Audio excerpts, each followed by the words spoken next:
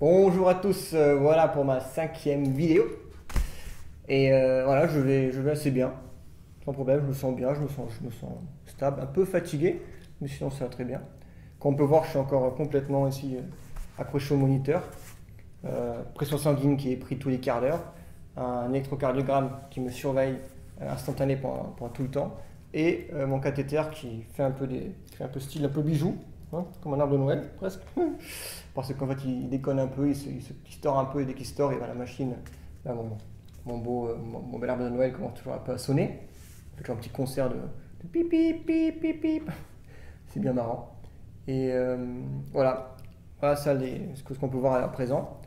Après, il y a une question que j'aimerais bien aussi répondre, qui a été posée encore ces dernières fois très souvent, que j'ai déjà répondu dans une vidéo précédente au début de mes vidéos. C'est que la greffe de moelle osseuse n'est pas une opération, mais un processus. Beaucoup de personnes croient que c'est une opération. Non, c'est un processus. Comme on voit, je suis à l'hôpital. Pendant 4 jours, je reçois une chimiothérapie. Aujourd'hui, c'est ma dernière chimiothérapie. Yes, dernière. Et après, il y a aussi un ATG pendant 4 jours. Voilà, et aujourd'hui, c'est mon avant-dernier jour d'ATG. Je pense que dans 2 heures, il sera fini. Et demain, c'est le dernier jour que ATG sans chimio, parce que ma chimio était la dernière aujourd'hui. Après, il y a 2 jours de pause. Après, on me donne du CSA, du cyclosporine. C'est pour redescendre mon système immunitaire bien à zéro. Et après, voilà, c'est le 8e jour depuis le début, ben, il y aura la transplantation de moelle osseuse, la greffe de moelle osseuse. En fait, c'est le greffion du donneur qui me sera donné en intraveineuse par le cathéter, qui va rentrer dans mon corps.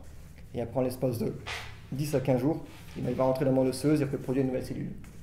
Pour vous, pour comprendre un peu comment ça marche, chaque personne en nous, dans le corps, a des globules blancs, qu'on appelle des leucocytes. Et l'unité qui est normale, en règle générale chez tout le monde, c'est entre 4 et 10. Je ne sais pas si c'est 4 et 10, je crois que c'est 4 et 10 000. Et bien, chez moi aujourd'hui, c'est à 0,29. C'est-à-dire chaque petite bactérie, chaque petite infection peut être très dangereux pour moi.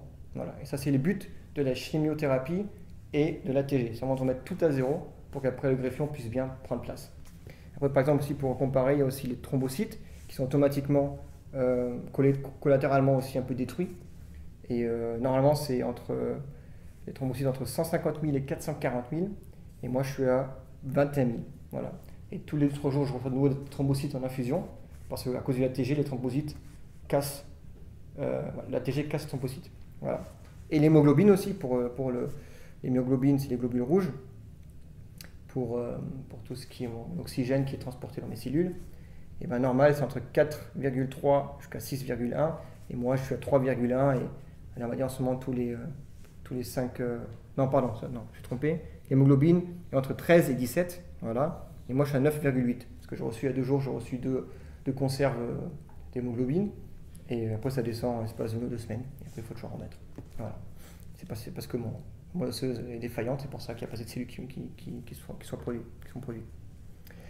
Voilà les informations là-dessus. Comme j'ai déjà dit, je suis un peu fatigué aujourd'hui. Mais voilà, ça va. Et voilà. On se verra pour la prochaine vidéo avec plus d'infos. Si vous avez des questions détaillées sur d'autres thèmes, des sujets, posez-les-moi avec plaisir. J'essaierai de répondre aux questions dans les prochaines vidéos. A très bientôt. Passez une bonne journée, une bonne soirée. A plus.